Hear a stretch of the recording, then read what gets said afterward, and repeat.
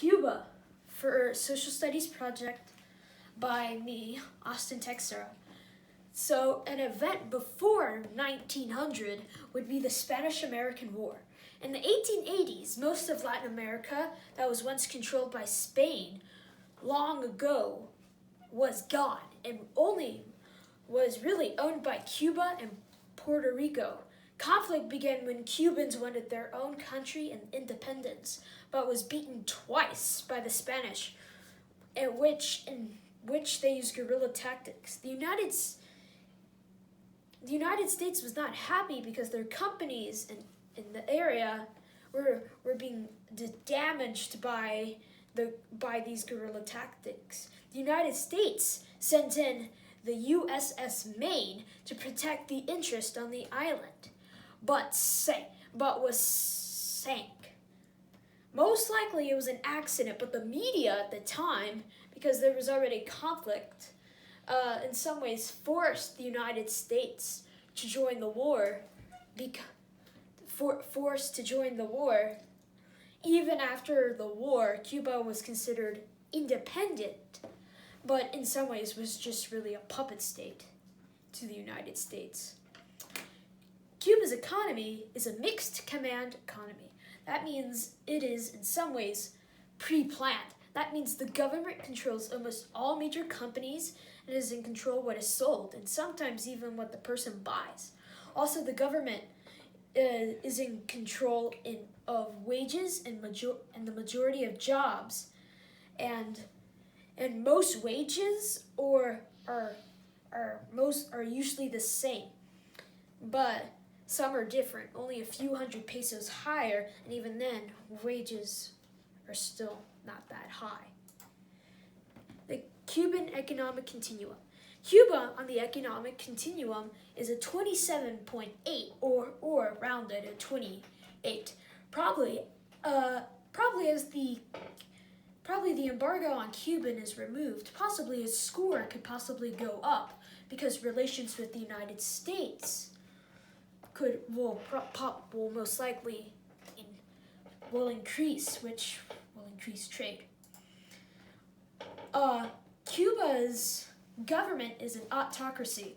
Cuba has an autocracy with a leader or a dictator in charge. The government is in charge of what happens in the country.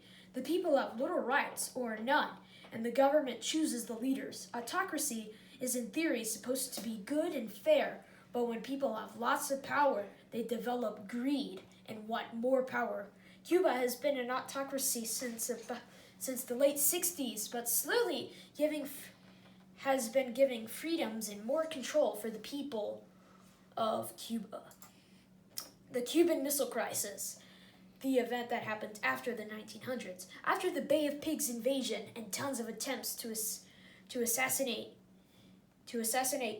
Castro, Cuba realized it needed help. They decided to make relations with the Soviet Union because both were communists and had the same ideas over the United States as it was considered an enemy. The Soviet Union wanted to get the United States in a position to where the Soviet Union was better, and one idea Castro came up with was putting Russian nuclear missiles in Cuba. U-2 spy planes eventually found out about this and causing a 13 conflict of a draw, struggling to find who would attack first, and it was starting World War III and the destruction of the world. The majority religion in Cuba is Catholicism. Catholicism. The religion was brought in from the Spanish conquistadors. Their goal was to convert their cultures to spread their influence in Latin Americas, because that is what colonization is. The language spoken, the majority language is Spanish, because when the conquistadors came, not only did they spread their culture, they spreaded their language. And in some ways, the language had to be converted, or else they could not really communicate, because Spain would control Cuba for over 400 years. Miguel Diaz-Canel is the current leader for following Raul Castro after Fidel Castro. So far, he has helped with the stop of the embargo on Cuba from the United States. Even though it is taking time to stop the embargo, he has possibly, by stopping this embargo,